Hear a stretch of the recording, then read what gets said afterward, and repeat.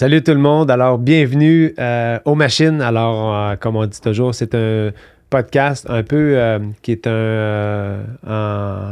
comment qu'on pourrait dire, freestyle. Il y a beaucoup de choses. On va parler de plein de sujets. On va parler d'immobilier. On a quasiment trop d'affaires à parler. Exactement. D'immobilier, d'entrepreneuriat. On en profite aussi pour alimenter notre chaîne YouTube avec ça. Alors, David Tardif, mon frère jumeau Maxime, on est cofondateur de l'équipe Tardif chez Royal Lepage.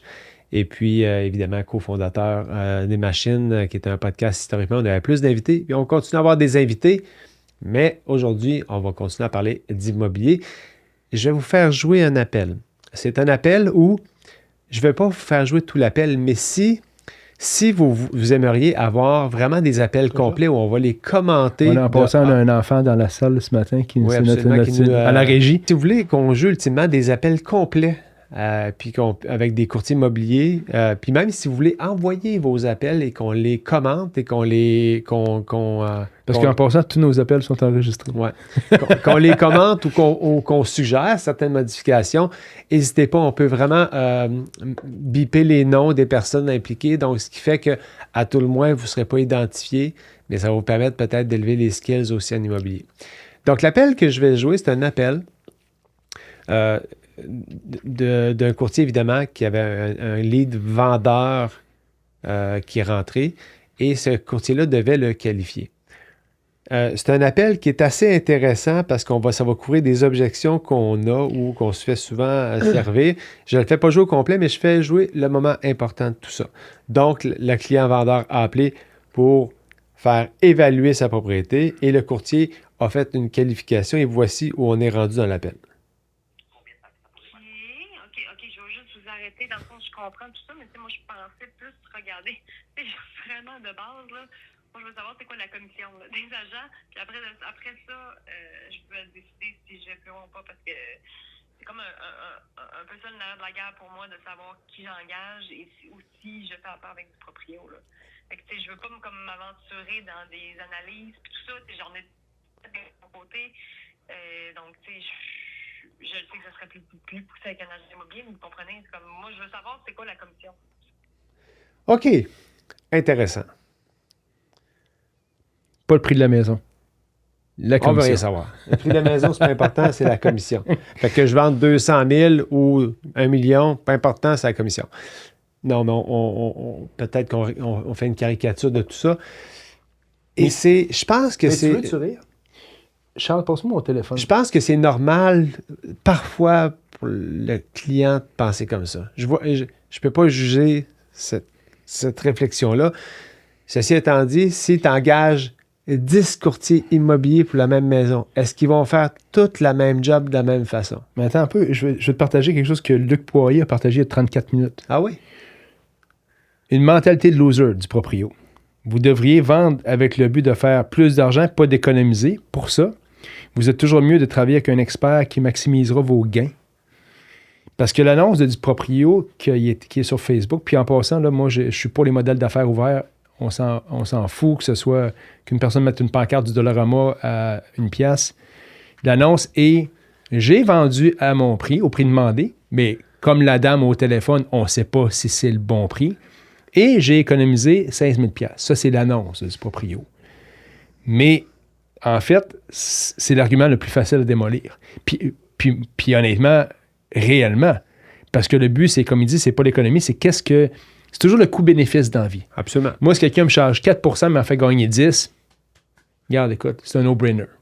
Puis pourquoi moi, en tant que courtier, cette année, j'ai engagé un courtier pour vendre une de mes propriétés où j'ai payé plein de commissions? Parce que je savais pertinemment, premièrement, qu'il allait s'occuper de ma propriété, qu'il y avait un courtier collaborateur qui allait le faire. Ben, je suis courtier, pourtant, je pourrais le faire, je pourrais sauver une commission. C'est pas le chemin que je vais emprunter, je le sais pertinemment que je vais perdre au change. Ouais.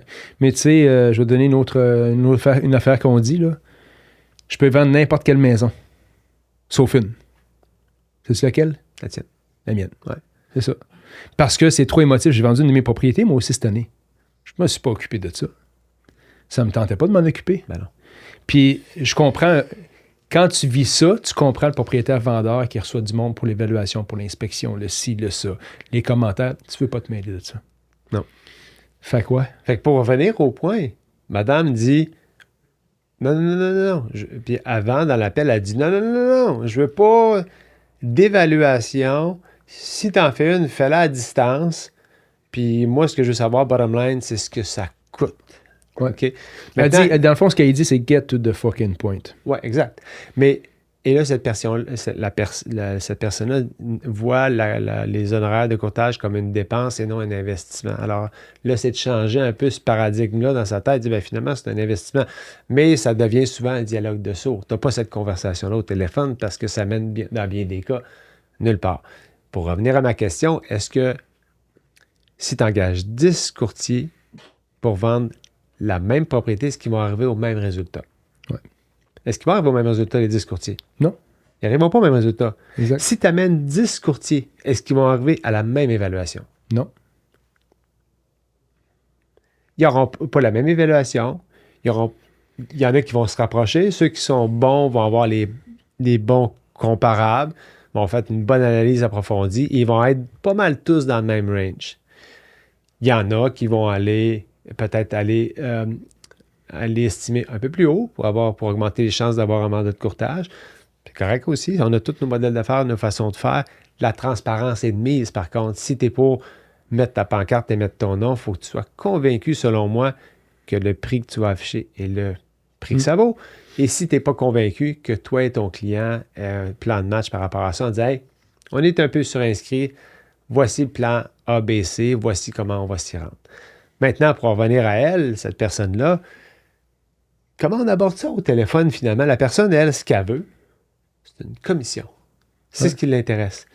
Puis on le sait, la classique. Mais je suis pas sûr que c'est une commission. Je pense qu'elle va être straight to the point. Puis c'est pour ça que tu dis, je vais vous rendre ça efficace. Hein, la commission.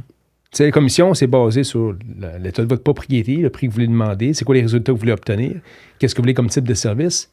Regardez, savez-vous quoi, c'est une vente importante pour vous. Mettons que l'acheteuse, la vendeuse, elle n'est pas à l'autre bout du monde. Mettons qu'elle n'est pas loin. On fait une affaire ensemble. C'est une vente importante, c'est une transaction importante.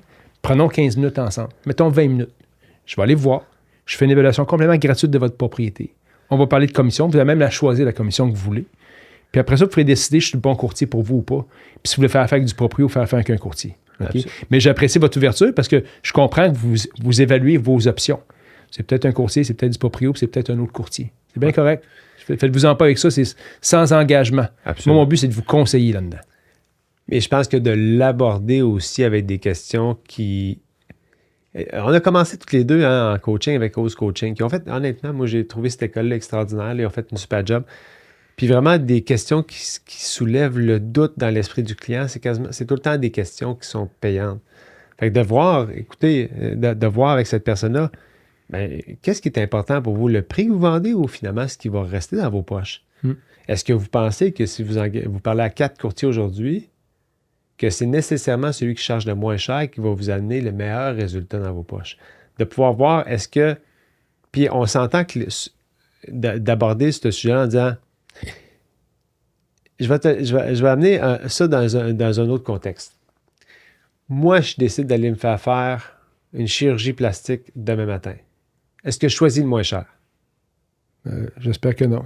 Je ne choisirai pas le moins cher. Je vais choisir qui? Celui qui a les meilleurs reviews. Que les gens disent, wow, OK, je suis quasiment tout le temps du 5 étoiles sur Google. Est-ce que je vais sacrifier, dire, je vais aller voir. Combien d'étoiles tu serais prêt à prendre? 4 étoiles pour une chirurgie plastique, c'est suffisant pour toi? Tu vas-tu faire une chirurgie plastique? Non, il faut un 5 étoiles. 4.9, 4.8. 4.8. 4.2? Non. 4.3. Non, c'est 4.8 puis 5. Ben, c'est comme ça dans le courtage. Peu importe les honoraires, c'est de regarder c'est quoi le track record, c'est quoi la preuve sociale qui dit hey, c'est un méchant bon courtier, cette personne-là. Ouais. Mais en passant, là, allez-y par le nombre de reviews. Parce que si plus tu as de reviews, plus tu as de chances qu'il y en a un qui va aller te bâcher à quelque part. Absolument. Soit une niaiserie, une affaire par rapport. Fait que prenez ce qui est le plus cohérent puis le logique là-dedans. Là. Ouais. Ça se peut qu'il y ait une cliente, puis ça se peut que, en fait, la review négative soit même pas rapport avec ton service. Ben, dans bien des cas, c'est ça. Là. C'est genre, Stifi, le gars, il est parqué son char à mauvaise place, puis il était lettré courtier immobilier, il va mettre une étoile. Des niaiseries de même. Mais je vais te donner un exemple de ça, moi. Il y a quelques années, je représente un vendeur. C'est spécifié à mon mandat de courtage que je ne représenterai aucun acheteur sur cette transaction-là avant même que la nouvelle loi soit là parce qu'on ne faisait pas de double représentation. Ce client-là m'a appelé directement. Je lui ai informé que je travaillais spécifiquement pour le vendeur, qu'il avait le droit de choisir un courtier de son choix ou je pouvais lui référer à quelqu'un de l'équipe. Ça l'a créé toute qu'une affaire. Il est allé porter des lettres dans la boîte à lettres du client. Finalement, il n'a jamais fait d'offre d'achat. Il s'est plaint à notre organisme de réglementation. Ça, c'est le client que tu veux pas, là. C'est le client que tu veux pas. C'est ça. Il s'est plaint à l'organisme. Il y a eu enquête. J'ai été rencontré pour finalement qu'il ne se passe rien. Mais le client a juste été tannant. Puis il voulait absolument... Puis il est allé laisser un review 1 étoile. Bon, moi, j'ai fait ce que j'avais à faire pour mon client. Mais je trouve juste qu'à un moment donné, ça devient très compliqué, ces choses-là, parce que au niveau des reviews, puis là, on déborde de ce qu'on parlait, mais les reviews sont quelque chose d'extrêmement précieux. Mais ça se peut qu'il y ait tout le temps quelqu'un, un disjoncté, qui va aller laisser un avis, puis qui a vraiment... Tu n'as même pas fait affaire avec, tu le connais pas, tu n'as pas travaillé avec, puis il va aller laisser un review 1 étoile. Ça arrive. Ben, c'est dans l'air du temps. On est dans le cancel culture. Là. Tout le monde veut canceller pour rien. Puis il disait avant, si tu veux rendre tout le monde heureux, va vendre de la crème glacée. Ben, je vous dis qu'en 2024, même si tu vends de la crème glacée, tout le monde ne sera pas heureux nécessairement. Mais l'important, c'est ton core business. C'est tout le monde qui sont contents. Ouais. C'est pour ça qu'on parle de paquet d'affaires et ça, mais on parle de toutes ces affaires-là. Mais pour revenir à l'appel de cette dame-là. Bien, dans les faits, puis j'en conçois que c'est très difficile. Dans les faits, ce qui est arrivé par la suite, c'est qu'il y a booké un rendez-vous avec, puis elle a cancellé par la suite. Des choses qui arrivent, évidemment. Maintenant, c'est de pouvoir naviguer avec... Et c'est là que lorsque tu deviens très bon à gérer tes objections, de pouvoir naviguer avec cette personne-là pour l'amener que « what's in it for them? Ouais. » Pourquoi ils devraient te rencontrer ou prendre le temps de... Mais puis oublie pas une affaire, là, je veux juste te dire une affaire. Tu sais, le monde, soyez sensible à ça. Les courtiers, tu sais, le client qui t'appelle avec le sentiment d'urgence, là. Ouais. Généralement, il y a deux choses. Puis il y a une chose là-dedans que j'ai appris, ça m'est arrivé récemment, le client m'appelle, sentiment d'urgence, c'est quoi ta commission? Ouais. Pourquoi? C'est parce qu'il a rencontré d'autres courtiers. Ouais. Il n'est pas content de la commission. Fait qu'il veut savoir, toi, tu me fais-tu à moins cher? Ouais. Puis la question aussi est, il faut tout le temps l'exclure, cet élément-là. Fait que, ça répète une question posée. Parfait, ce que je comprends, c'est que vous cherchez le courtier le moins cher. Si je vous dis que vous ne trouverez pas moins cher que moi, est-ce que vous êtes prêt à signer avec moi aujourd'hui? Non. Parfait. Mis à part la commission, qu'est-ce qu'on veut valider ensemble? Oui. Avez-vous rencontré d'autres courtiers? Avez-vous parlé de commission avec d'autres courtiers? Ouais. Oui. Pourquoi vous n'avez pas signé avec eux? À cause de la commission. Ouais. C'est souvent la réponse qui va venir avec. Oui. Puis de l'écarter, de dire, hey, mis à part la commission, on va revenir à ça. On va revenir à la commission. Mis à part la commission, qu'est-ce qui est important pour vous? C'est quoi des éléments, des critères décisionnels pour vous d'engager un courtier? Fait qu'il y a tout le temps des questions exploratoires, aller pousser un peu plus loin pour vraiment aller... Parce que je le dis tout le temps, un client potentiel, c'est comme un cadeau, il faut que tu déballes. Il faut que tu déballes assez pour pouvoir aller voir vraiment au fond de tout ça, parce que vous n'aurez jamais la vraie... Dans bien des cas, combien d'évaluations qu'on en reçoit? Oui, je veux faire évaluer ma propriété. Parfait, c'est un cas de divorce. Parfait, je comprends. Qui de vous deux pense à acheter la propriété? Ouais. Parce qu'il y a tout le temps ce cas-là. Les gens Ils ne diront jamais d'emblée. Non. Un cas de séparation. Ouais. Fait que là, tu dis, OK, est-ce que vous pensez, un de vous deux? Ouais, possiblement. Ouais. Puis dans 80% des cas, un des deux va la racheter.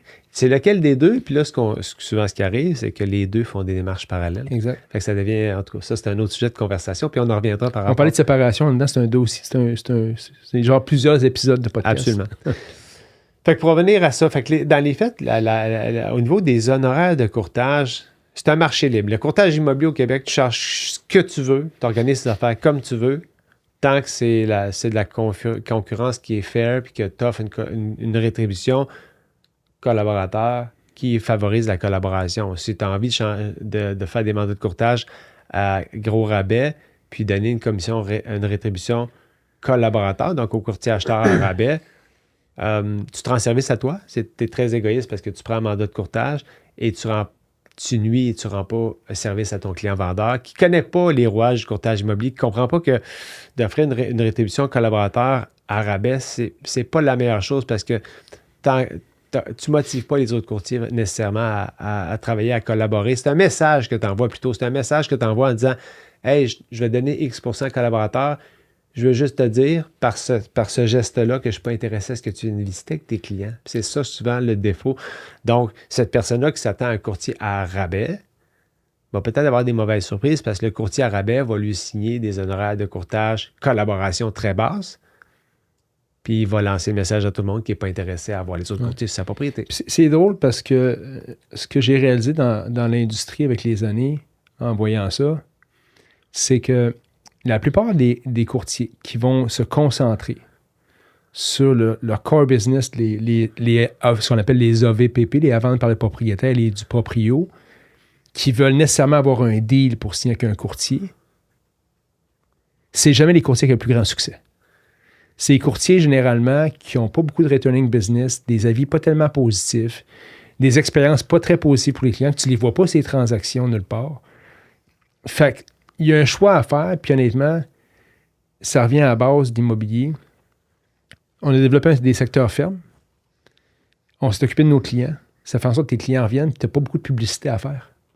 Fait que ça, mais il y a du monde qui met de l'emphase là-dessus parce qu'ils disent, ben écoute, je vais prendre ce client-là sur du proprio, je vais l'inscrire en parallèle en même temps que sur du proprio, puis écoute, je m'en occupe pas, c'est pas grave, moi, ma business est faite de cette clientèle-là. Puis c'est correct pour du monde. Mais si vous pensez faire une business, être productif puis avoir une longue vie en immobilier en vous faisant un modèle d'affaires comme ça, c'est compliqué. Puis souvent, les clients à qui tu charges le moins cher, c'est les plus exigeants. Ah, absolument. Absolument. Puis historiquement, je me souviens de certains cas où je commençais ma carrière, puis tout ça, puis ça a été problématique. Tu sais, les gens, plus tu as tendance à niveler vers le bas, moins les gens vont te respecter aussi dans ton travail. Puis ça, c'est vraiment comme, tu veux pas aller là. Tu sais, et c'est pour ça que je pense que tout client mérite le même service, mais tout client a le droit de choisir quel package de services qu'il veut. Il veut-tu A, B ou C? Ouais. Parce que des clients qui disent, hey, sais-tu quoi? Moi, c'est ce que je veux comme service. Je veux, tu sais, il y a du monde, exemple, je vous donne un exemple, là, mais il y a du monde qui veulent du drone, ils veulent une inspection pré-vente, ils vont vouloir une évaluation de valeur marchande. Donc, c'est des packages que tu peux offrir, évidemment, plus cher. Puis, il y a des gens qui vont vouloir du staging virtuel. Mais le client a le droit de choisir quel investissement il veut émettre pour arriver au résultat. Maintenant, là, nous, on est tout le temps là pour conseiller. Il y a des propriétés qui n'ont pas besoin d'home staging. Tu n'as pas besoin de drone. Fine. Bien, je pense que tu dois ajouter des honoraires en conséquence. Donc, c'est une espèce d'éventail de services que tu dois offrir, puis le client peut choisir, puis toi, tu peux le conseiller en fonction de ça. Mais c'est jamais avec des honoraires à rabais que tu vas arriver à cette fin-là. Oui, puis peu importe le rabais que tu vas faire. Ça m'est arrivé récemment. Écoute, la cliente, elle a un membre de sa famille qui est courtier immobilier. Fait que quelquefois, je fais affaire avec, puis elle m'appelle, je suis comme, je suis pas sûr que ça me tente. Le membre de sa famille m'appelle. Écoute, tu peux-tu t'en occuper? OK. Puis, normalement, l'immobilier, il y a des références qu'on se donne dans le courtier. Fait que moi, je garde, écoute, si je vais y faire un rabais considérant que tu ne demandes pas de référence. Fait que, écoute, puis là, en faisant ça, je dis, je fais-tu bien ou je fais pas bien, tu sais. Puis, on lui donnait un service 5 étoiles, là, tu sais, mais écoute, ça a été hallucinant du début à la fin. Puis la transaction ne s'est jamais faite parce qu'à un moment donné, elle m'a appelé un dimanche matin. Après, je venais de courir 100 km, puis à 5 h du matin, oui, salut Maxime. Ah, j'ai plus vraiment de fun à travailler avec toi. Ça tombe bien, moi non plus, là. Ouais. C'est plus le fun. Tu m'appelles à 5 h du matin en pensant que je dois te répondre au téléphone. J'aurais dû dire non dès le départ à cette transaction-là, tu sais.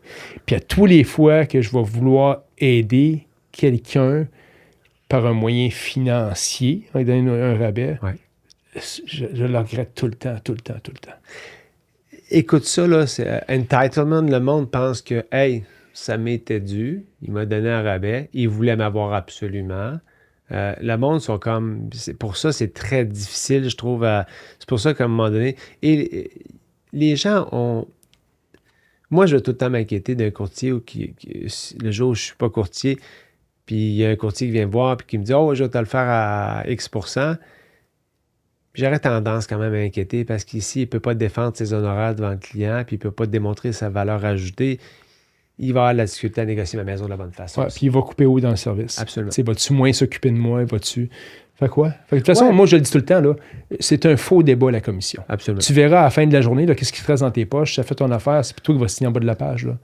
Fait que moi, c'est tout le temps cette discussion. Mettre une propriété sur le marché, avoir un mandat de courtage, ça offre tout simplement une opportunité au vendeur de recevoir des offres d'achat et de décider ce qui lui convient ou non. Oui, exact. Après ça, tu décides qu'il n'y a rien de ça qui fait ton affaire. Tu as juste à ne pas vendre. Tu as juste à dire non, sais-tu quoi? Le voyage est cancellé, c'est fini, on fait plus rien avec ça. T'sais. Exact. Fait que, tu sais, les honoraires de courtage, encore là, je crois que peut-être qu'ultimement, il va y avoir des choses qui vont se modifier dans le paysage immobilier. On ne le sait pas. Actuellement, c'est ce que c'est. Et je vais juste terminer là-dessus. Les gens ont la perception que je fais une commission. On va mettre un scénario, je vends une maison de 500 000 à 4 20 000. Puis on dit, mon client a travaillé une semaine, il a fait 20 000. Mon courtier a travaillé une semaine, il a fait 20 000. Ouais. On va décortiquer tout ça. Normalement, il va partager sa rétribution à 2. Donc, 5, 100 000, 2 10 000. Ce courtier-là, dans bien des cas, ne va pas être incorporé, il va travailler sous nom personnel, il va avoir un taux d'imposition, va prendre 40 il reste 6 000. Pourcentage de dépenses pour un courtier, là, ça va de 10 à 50 Ça dépend du char. Ça dépend du char, ça dépend de plein de choses, ça dépend, mais en même temps, ça dépend du marketing qu'il va mettre, des choses, de ses investissements dans son entreprise. Pour le besoin de l'exercice, bon, on ne mettra pas 50 on va dire qu'on va mettre... Disons, une business qui est lean en immobilier, c'est entre 30 et 35. C'est ça, exactement. C'est lean, ça. Fait que, tu sais, mettons, sur son 6 000, il va rester quoi? Il va rester 3 700 $ à peu près? Ouais. Sur son 10 000, il va rester net 3 700 $. 3 800. Mais le calcul est même en incorporation, parce que les gens incorporés, généralement, ils ont plus de structure. Tu sais, comme Absolument. si on a des adjointes, on a du staff. Ouais. Le calcul est exactement le même. Puis il y a un client qui m'a dit ça récemment. C'est drôle parce que le client, il était super fin. En passant, il m'a donné 2 maisons à vendre. Puis je l'appelle, puis j'ai dit écoute, Michel, il faut absolument que tu appelles tes locataires. Demain, c'est l'évaluation de la banque. Puis ça tombait que si on skippait l'évaluation, on n'était pas sûr de pouvoir notarier avant les changements de loi sur le gain en capital. Il est un peu bourru. Il dit écoute, au montant, au prix que je te paye, tout là, appelle-les les locataires. Tu sais, tu vas faire 50 000. Je dis regarde, moi t'expliquer. Là, je t'appelle pour te dire que toi, tu as le pouvoir de dire à tes locataires demain matin, vous ouvrez la porte. Moi, j'appelle le locataire, ils vont dire fuck you, Maxime, toi là. Ouais. Tu es le courtier, je sais comment ça marche, Michel. Fait que tu vas les appeler, tu vas dire que demain matin, on rentre là. Parce que moi, je veux que toi, tu ne payes pas plus de gains en capital parce qu'on doit skipper à la date du 24 juin. Ah, OK, c'est correct, je comprends. Fait que, tu sais, souvent, la réponse, c'est elle vient vite, genre, ouais, je te paye tant. Ouais. Attends un petit peu. Je prends une décision par rapport à quelque chose, c'est pas pour me sauver de la job, c'est pour m'assurer que le but, on l'atteigne. Oui. C'est drôle parce que récemment, j'ai eu un vendeur, c'est une propriété 1,3 million. Puis ça s'est fait rapidement. Honnêtement, quelques jours, les offres d'achat acceptées. Puis là, le monsieur, qui est un monsieur plus âgé, il dit ouais, David, il dit tu m'appelles-tu parce que tu vas me faire un rabais de commission parce que ça a été vite. Puis à la blague, juste tout le temps, monsieur, vous voulez me punir parce que j'ai fait une bonne job, ça s'est fait rapidement. Vous devriez punir le courtier avec qui ça prend beaucoup plus longtemps, puis vous êtes obligé de négocier, puis c'est compliqué. Donc, êtes-vous prêt à me récompenser ou à me punir? Fait que souvent, les clients vont dire ouais, ça fait du sens aussi. Là. Ouais, mes clients sont contents, c'est le plus court, c'est pas moins cher, puis c'est le plus long, c'est pas plus cher. C'est ça, exactement. Fait que c'est ça. Fait que, ouais, mais c'était intéressant. Cool. Fait que, on se revoit pour un prochain épisode. N'hésitez pas à mettre dans les commentaires des questions, des sujets que vous voulez qu'on aborde, des invités peut-être que vous voulez qu'on aille. Alors voilà, on se revoit sur un prochain épisode. Bye. À bientôt. Ciao.